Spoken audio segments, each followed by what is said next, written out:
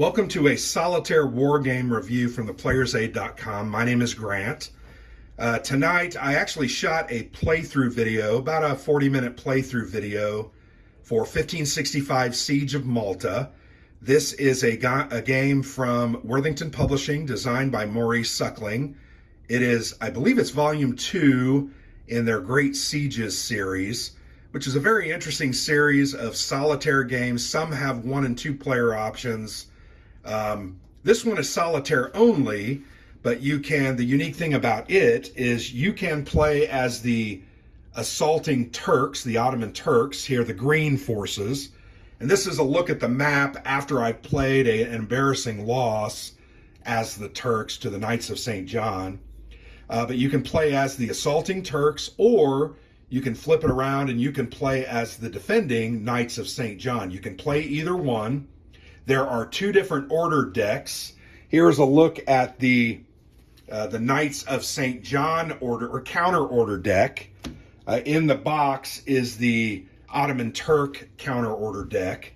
And those are what run the AI and make the decisions about what they're doing in response to your actions. Let me turn this back down so you can see the board, because I'm going to go over the board here in a minute. So very cool game that you can play, like I said, either side, which is pretty unique. The Siege of Syracuse, you can only do the Athenians, who are the attackers, not the defending Syracusan forces. But this one you can play, once again, Knights or Turks. Very cool. So the game, I think, is very well designed. First, before I talk about the mechanics of the game, I want to show you the board, because it's a big part of the game. Here you have a morale chart on the left. The morale starts at 10 for both sides, and there's actually 15 spaces down there. 10, 9, 8, and 7 each have 2 spaces, so that it takes 2 losses for that to reduce 1.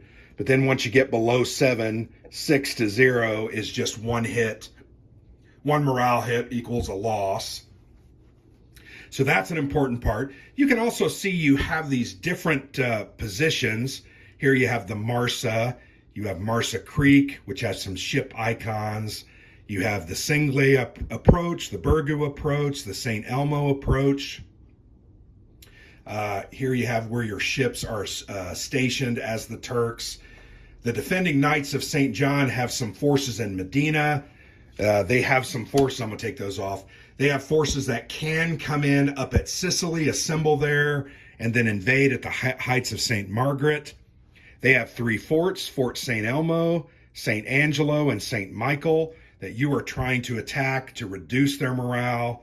There's also quite a few tracks here. You can see the Turk ammunition goes specifically with order number 4 or counter or order C, which is to bombard, let me grab that. It's bombard St. Angelo. So you have to use an ammo each time you do that. So it's only going to be able to be used 4 times. After that, you can do the action. You just have a positive modifier, and you're trying to roll low as the Turks. You also have musketry and janissaries for the Turks. Musketry is going to give you -1 to a roll. Once again, you're trying to roll low. The janissaries are going to give you a re-roll. These are finite resources. You have to, each time you use one, you have to use it before you roll. You move that marker down, and then you're going to get a -1 due to musketry. The janissaries, you're going to move it down. It gives you a re-roll, but you may or may not need that re-roll if you succeed. That was one thing I didn't like. I wish this had been re-roll after the fact, but maybe you failed and you send the janissaries in and they kind of pump everybody up and you succeed. But Knights of St. John, if you're playing as them, you also have Greek Fire and Elite Knights. You'll also notice several boxes with text in them. Those just help you and aid you in playing the game. The one thing I didn't like about the map was there is no sequence of play printed on the map itself. It is found on the back of the fantastic player aids. They are 4-page. You can fold it. There's important order information on the inside, and on the outside you've got the cover. This is the Ottoman Turk cover. and then you've got the sequence of play here. It's very simple, but I often like in these solo games, I would prefer to have it printed on the map somewhere like right here. Just print it down so I can follow it every turn without fail. Here you don't have that. You have to refer to your player aid, but frankly, or the rule book, but frankly, it's pretty simple and not really that hard to follow. So that's a look at the map. I talked to you about these counter order decks. So I'm going to talk to you about the order sheets first. I'm going to show you this is the Turkish order sheet. You'll notice that there are 7 different orders here. So I'm going to start here on the left. You've got Attack St. Elmo. St. Elmo is the farthest northern part of the island, that fort. You've got Attack Grand Harbor. Grand Harbor is the central area. You've got Attack Medina. Remember, Medina is where these knights start out. And actually, there's a little inset map, and it shows you Medina is way on the other side of Malta. So it's not really nearby, but they are offering support from afar. Bombard St. Angelo. So St. Angelo is this fort. You're going to attack that fort. The siege tower is associated with this order number 5, Bombard St. Angelo. I'm sorry, it's associated with Attack St. Angelo, order number 5. So order number 5, if you have that siege tower built, I'm going to go ahead and show you what it looks like when it's built. You're going to get a -2 to your die roll modifier. Remember, that's a good thing. 6 and 7 are move troops, number 6, and then move 1 ship, number 7. So let me show you what it's trying to do. A couple of things the move is trying to do. A couple of things here. Let's say that you have no troops in the Marsa. You can see I have no blocks here. In order to take this action where I attack Medina, I have to have troops there. So let's say I had surplus troops somewhere else. I really don't. You can see I got obliterated here. I'm going to try to move 1 or 2 troops across the map, and I have to do a roll and I have to do a counter order to see if that succeeds. That's what that move is. The other move that you can do is you can see these spaces, Corydon Heights and Gallows Point up there on the map. If you can get units moved into those spots, along with having a ship here at Marsa Creek, when you attack Grand Harbor, you control the harbor, you're going to get -2 on your attack rolls if the Turk applies order number 2, which is attack Grand Harbor. So that's the other move troops and move boats is what you're going to try to do in there. The other thing that I want to show you about these orders, let's just go ahead and look at, I'll show you the move troops. You'll notice there's an A, B, C, and D column. Those correspond to counter order cards. So when I play my orders, I'm going to have these 7 handy dandy cards that say order number 4 used, Bombard St. Angelo. So I'm going to put this here so you can barely see it. I'm going to put that right there so you can see it. I'm going to play order number 6. Let me find number 6. I'm going to throw number 6 down because I'm going to show you this one, and I also want to show you one where there's morale losses and unit losses. So I'm going to try to move troops. Once again, trying to move troops from somewhere to somewhere else. So I chose number 6, and I'm not going to shuffle this deck. You're going to go ahead and pull one of these counter order cards, and this is what the defending Knights of St. John do. So they're going to do a raid on the Marsa.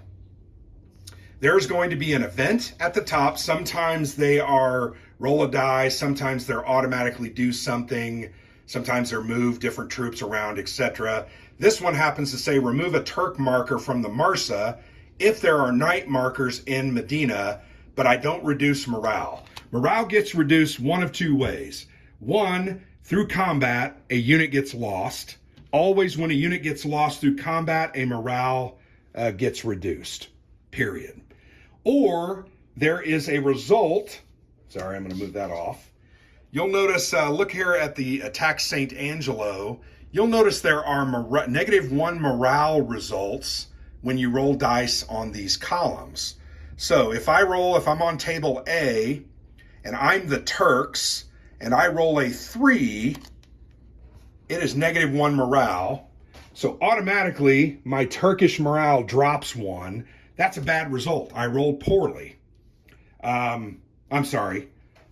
The knight morale dropped. I rolled well. You're supposed to roll low. I rolled a 3. So the knights lost a morale.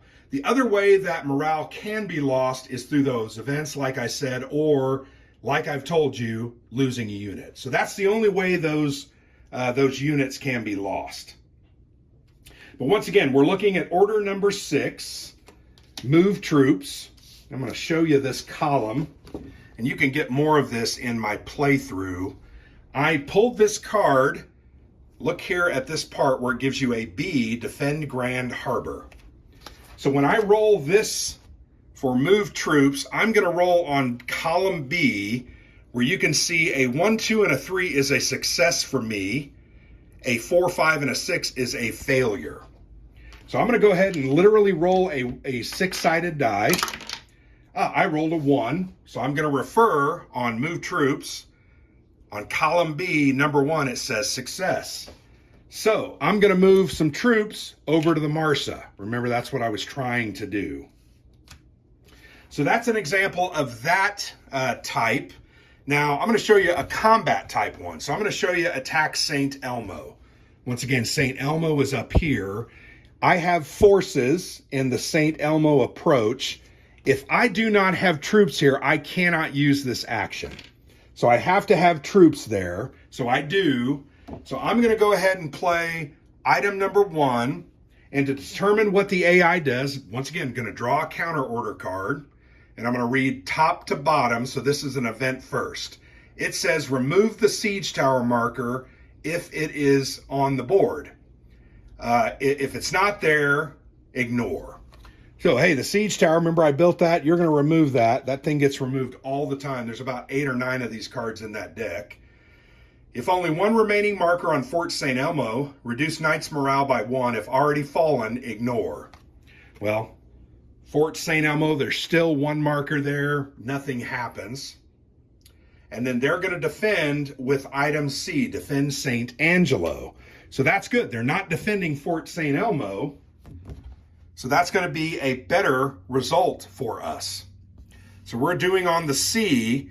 If I roll really low, I'm going to inflict 2 losses on St. Angelo. If I roll under a 3, I'm at least going to do 1. So this might be an example where I go ahead and use, I'm going to go ahead and use a musketry. So I'm going to reduce my musketry resource by 1 to get a -1 on this attack. And remember, I'm rolling on that C column. I'm going to roll a 6-sider. I do this all the time. I rolled a 5. So 5 minus a 1 from my musketry is a 4. Zoom in there. Column C, 4. I'm going to lose a unit. So the Turks, in their assault, get repulsed and they lose a unit. What happens when you lose a unit? Your morale goes down. So the Turkish morale moves down. So that's the way those orders work. And what happens is you have, once again, 7 of these. If you play as the Knights when you start the game, one of their orders, I believe order number 6, is already used. So you don't get that from the beginning of the game. You have to use that after the fact. But you have these 7 orders, and they're handy-dandy cards. I'm going to throw this over the board so that you can see it. When I choose and play these orders, you're basically going to cover up these different things,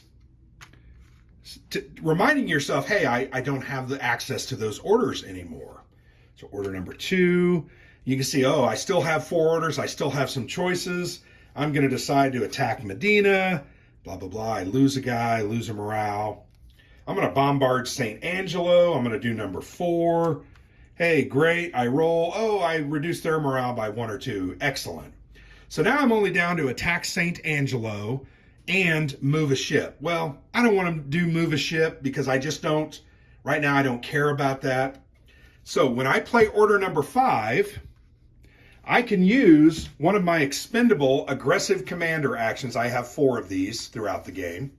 So I'm going to play that alongside that order on attack St. Angelo. When you do that, you cannot use Janissaries to reroll or musketry to get a -1. I don't like that either. This is a real big risk, and it's something that is important in the game. I feel like that might be a little too harsh, but through playtesting, they found out that that probably was not a good idea, so they didn't allow that. So I'm going to put that siege tower back up because I want to show you something good here. So it's already built. Now I'm gonna take all these off again, and I know you're probably going, "What are you doing, Grant?" Well, I'm going to show you what you can do with your aggressive commander actions here on the handy dandy player aid. You have 4 of these. There it says there. You can only play 1 per turn. May use 1 aggressive commander action to place a siege tower. So automatically, I can go ahead and place a siege tower on the board if it doesn't exist with that action, that aggressive commander. Or I can go ahead and roll an extra die. Let me see. It refreshes all of my orders. So all those orders that I spent, I'm going to get back. And then there's this column here. So I'm playing the first aggressive commander order. I decided to go ahead and build that siege tower, but let's assume I didn't decide to build that siege tower. What I'm going to do is I'm going to roll the black die. And once again, you can't modify this. Okay, I rolled a 2. That's actually good. So then I'm going to refer to this table, and you can tell it's not that great, really. I'm not sure why you would ever do it as the Turks. Look at 6 5s and 6s. If you roll 5s and 6s, sure, the Knights are going to lose 1 all the way across the board there, but you're going to lose 2. That is a huge hit. And you can see as you get to your 3rd and 4th, there's only a couple results on there that are good for you, and it does not make a lot of sense to do that. So I decided to roll on my aggressive commander action. I rolled a 2. You find 2 and cross, once again, first aggressive commander action. I got a -1 morale for the Knights. So yay, that worked out. And now I also did the order, what did I choose? It was attack something, maybe St. Angelo. I think it was St. Angelo because I had the siege tower up. And I'm starting to lose my mind. On this order, I'm going to be -2 on those die rolls. So you pull a counter order, drag it, killed, reduce Turk morale by 1. You cancel the order. I don't want to do that one right now. I want this to go through. Okay. Great fire. +1 on the die roll result for the order played. Defend all positions is what they are going against. So they're going against here, and I am +1, but -2 because of my siege tower. So I'm going to be -1. So I roll my 6-sider. I rolled a 4. -1 makes it a 3. I'm going to reduce the morale of the Knights by 1. So that's the way the aggressive commander orders work. You have 4 of those. They are very important because, 1, they refresh your orders. When you play that, you always get all the orders that you have played back. And that's the way you get your orders back. Aside from playing all 7 orders, then you get them back. So it's a way, and there will be some times where you'll be like, oh, I've got that siege tower. I'm on my 4th order. I just attacked it and I got 2 loss results. That will never happen, by the way. I want to go ahead and do that again. So I'm going to play that aggressive commander on my next action to get all my actions back so that I can try to attack again immediately to get it cleared out. It just doesn't work like that. I have not seen it work like that that often. But that's the way the system of counter orders and orders go. I really like it because it's a management of your resources in the form of command. You're the overall commander. It feels like that. You get that feeling from this game, and you're trying to make sure your troops are doing what is needed to do to get the game moving forward and you become victorious. You're not going to win very often, so get that out of your mind. So I do like that order system. In fact, I think it's the best part of the design. I find it very interesting, very, very well done. I like the counter order cards. even though the events are brutally punishing, I find it very interesting. And I also find it very interesting that more often than not, and if you watched my playthrough, I want to say 2 or 3 different times I said, you watch, a cancel order is going to come up. And I think at least twice I was correct on that. I can just feel it. It's like you can feel it. You know that those cards haven't come out yet, and you know that they have the potential to come out. And when it's key and important, of course, Murphy's Law, you're going to fail. The other really cool thing about the counter orders deck, and I talked about this in my playthrough, you can set up the enemy deck, the defending player or the attacking player's deck. You can determine the deck size, and that coincides with a strong, average, or weak opponent. I recommend you start with the weak on all of them just to get your feet wet, and then as you build up confidence and understanding of the game, you can try to push yourself a little bit by making your enemy average. But if you're playing as the knights, so you are playing the defenders, you're going to set up the Turk counter order deck, and they are the green cards. Sorry, they're in the box. There's the Turkish counter order cards. Sorry about that. I turned those upside down like an idiot. If I want the enemy to be very, very strong, I'm going to give them 27 cards. Meaning I'm going to give the Turks more opportunity, a longer deck to win the game. If average, 24. If I want them to be weak, I'm only going to do 20 cards. 20 cards is fast, man. That's not a lot of time. That's very hard to lose with the Knights defending on 20 cards.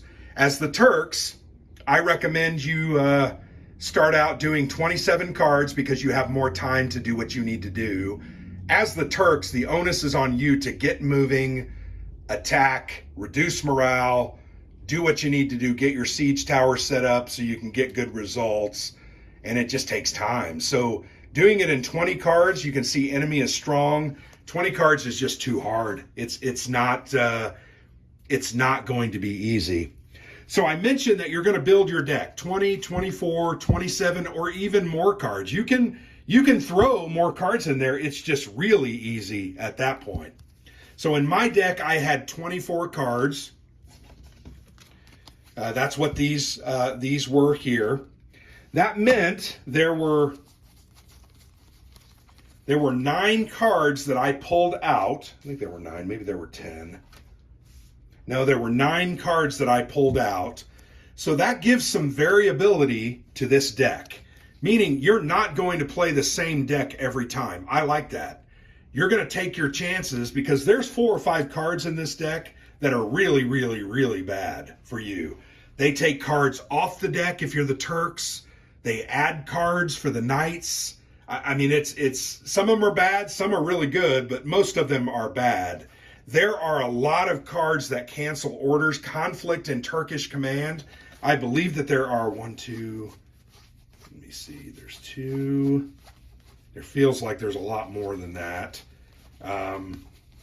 3, 4. So there are 4 of those, and those feel like they come up all the time. But there are cards that cancel. There are cards that add +1 to your die rolls as the Turks. That's devastating. Lots of cards that remove the siege tower. Here's a good one, Mutiny on St. Elmo. Remove the siege tower marker from the board. Remember I showed you how you build that. That's only going to stick around for 1 or 2 turns. If you get to use that 2 or 3 times a game, you're going to be lucky. But these decks are really hard and challenging. I like that they're variable. I like that they go along with the history. You know, they talk about wall breaches and poison water and commanders being killed and the seasonal winds changing early. Those are the kind of things to me that I like about these historical games. I'm going to learn a lot from these cards. The other thing I like that Maurice and Worthington do, and a lot of great publishers do this, in the back of the rule book, there's a full 2 pages. Actually, I think there might be a third. There are 3 pages talking about what happened historically and why certain things were designed the way that they were designed. I found that interesting. I read it, enjoyed it thoroughly. There's also here a bibliography if you want to read a book on the subject. So there, I think he has 3 listed there. Very, very cool. But we're not only playing a pretty interesting and unique solitaire game, you're learning history. I don't know anything about the 1565 Siege of Malta. Now that I've played this game, I feel like I understand a little bit more about it. Thematically, I do like, particularly when you're playing as the Turks, trying to move your forces into these different positions to get things done really feels like a siege. You know, the move troops, that one. Trying to move troops to the Corydon Heights and to Gallows Point, and also trying to get ships in Marsa Creek is a really cool element, because then you control the harbor. You control access to both areas, and you have ships in there, so you control it. By doing that, you're going to get -2, which once again, Turks want to roll low on your order number 2, attack Grand Harbor. So I like that element. Love trying to get those things set up. Love trying to get the siege tower set up and hope and pray that it's going to stay up for 2 or 3 turns, so I might actually get to use it a couple of times. But that doesn't seem to happen a lot. I also really like some of these elements, like the knights in Medina. If you can somehow kill all 3 of those knights in Medina, very challenging, by the way, they're going to lose 3 morale from losing each one of the 3 blocks. And then once they're all gone, they're going to take another 2 morale hit. So that's pretty good. That's 1, 2, 3, 4. You know, that's 5 by just focusing on this. But remember, you can only do this order once every 5 or 6 turns. So you got to make it count. You got to make your rolls count. That's why you have these resources here. But I like the siege feel. I like the way it feels thematically. I also like that the game's challenging. It's not easy as the Turks. To me, that keeps it interesting. It makes me want to play it again and again. I've now played 6 or 7 times as the Turks, 5 or 6 times, and I have never really come that close to winning. Even though I did get, one time I had 1 morale and the deck ran out. I had them down at 1 morale. And another time, both of our morales reduced down to 0 at the same time. That means the knights held on and they win. It's like a tie. So I like that it's challenging. It's enjoyable. It plays fast. 25 to 30 minutes. You're going to get through 20 to 27 cards. And you can play it over and over again. You can play it over lunch one day. I also think you can play this game by, you got to make sure you take a good accounting before you leave. But you can play 3 or 4 cards, run around and do something, and then come back and pick it up. It's not an overly complex game. I think the rules are pretty good. I thought they were fairly clear. The player aids are both excellent. You know, you really get a lot of detail and a good understanding of what the different orders do for you. You get these aggressive commander. It's very clear and implicit what you have to do. And I like this played. It also has the sequence of play on there. Furthermore, I really enjoy designers that are trying to do, I think, new things. Now, this is an established system, this Great Sieges series, but Maurice didn't just rest on the laurels of that system. He created some new things. This order mechanic and its resource management is fantastic. It is very cool. It's not like the other games. The other games use similar orders, but they don't have these order cards where you have to track what you've used and you can't reuse until you used all or use that aggressive commander. I really like that Maurice kind of went out on a ledge and did something different, because he's trying to push the envelope and not just make another game that everybody buys and plays, but trying to make something that teaches, that gives a new and fresh perspective on this siege, and challenges. You know, frankly, this is one of the more challenging games I've played in a long time. What did I not like about it? Well, I don't mind losing. I don't want to get my teeth kicked in every game. It's very challenging. Going to be honest, I'm not a crybaby. I've come close to winning it. I believe I can win it. And frankly, it's going to be one of those hooray moments when I finally ultimately win with the Turks, that I'm probably going to pack it up and not play it for a while because I want to live on that memory of that victory. I don't want to be crushed and ground into dust again and again after that, taking away that good feeling. But it's hard. It's not easy. I understand the basic strategies where I have to move certain guys, take this, take that. I fail to see how I can properly or almost ensure that I can do certain things. I do have these resources, that's great.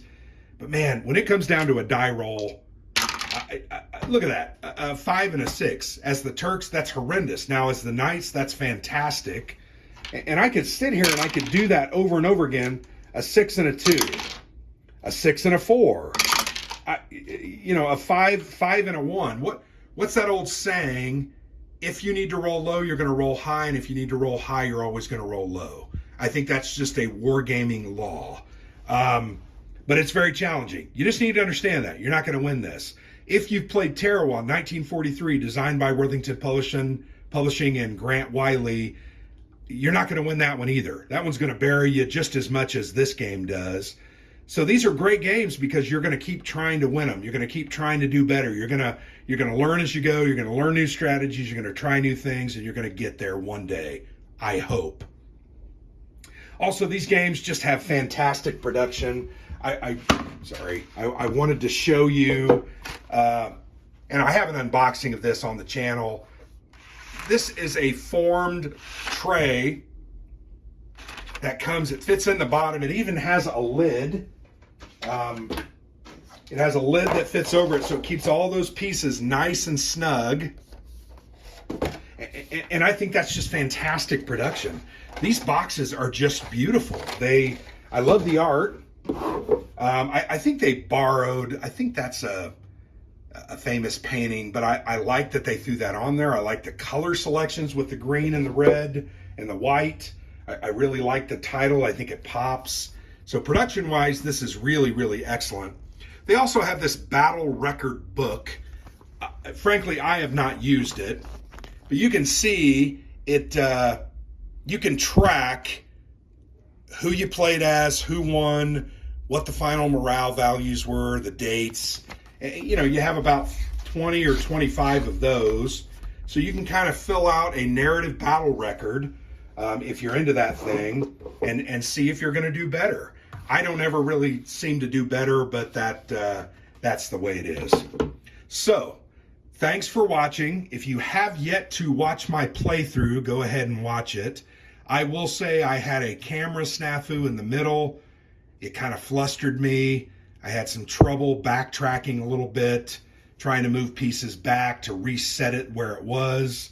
I think I messed up. But once again, the purpose of that is to not show you how to win it or strategically the best things to do.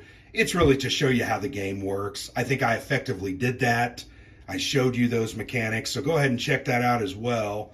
But definitely check this out. I think it's worthwhile. I think it's an interesting game. I enjoyed it. It's hard, so keep that in mind. Well, thanks. I've been Grant for the Player's Aid. Look for more of these solo playthroughs. I have 1759 Quebec I want to get through, 414 Siege of Syracuse. There's other ones that I want to play because I now enjoy solitaire gaming a lot more than I used to. So thanks for watching, and check out our channel and our blog, and thanks for all your support.